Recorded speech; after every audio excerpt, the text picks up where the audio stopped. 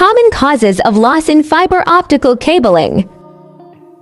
Normally fiber optical केबलमा losses आउनुको मुख्य कारण भनेको कनेक्टर सफा नहुँदाखेरि पनि हुन्छ, जसले गर्दा चाहिँ हामीले कनेक्टर चाहिँ सधैँ क्लिन गरेर मात्र कनेक्सन रहनुपर्छ। फाइबर अप्टिकल केबलहरू व्यवस्थित रूपमा नराखिदिँदाखेरि इन्स्टलेसन गर्ने क्रममा चाहिँ फाइबरहरू बेन्ड हुने कारणले पनि लसेसहरूको इस्युहरू देखा पर्छ। लो क्वालिटीको फाइबरहरू राख्दाखेरि पनि कहिलेकाहीँ फाइबरहरू ब्रेक हुने कारणले अथवा क्र्याक हुने कारणले पनि लसेसहरूको इस्युहरू देखिन्छ। पावर मिटरको कनेक्टर कन्टामिनेटेड अथवा डस्टहरू परेको कारणले पनि कहिलेकाहीँ डिभाइसले एक्युरेट रिजल्ट नदेखाइकन लसेसहरू पनि देखाउँछ।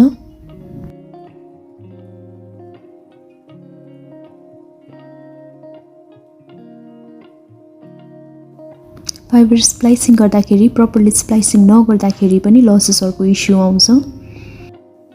यो त थियो फाइबर अप्टिकल केबलमा के कारणले लसेसहरू आउँछ भन्ने बारेमा। अबको नेक्स्ट भिडियोमा भने हामी फाइबर अप्टिकल केबल लसेसहरूलाई कसरी रिड्युस गर्न सकिन्छ त्यसको बारेमा भिडियो लिएर आउँदैछौँ। त्यसैले स्टे ट्युन।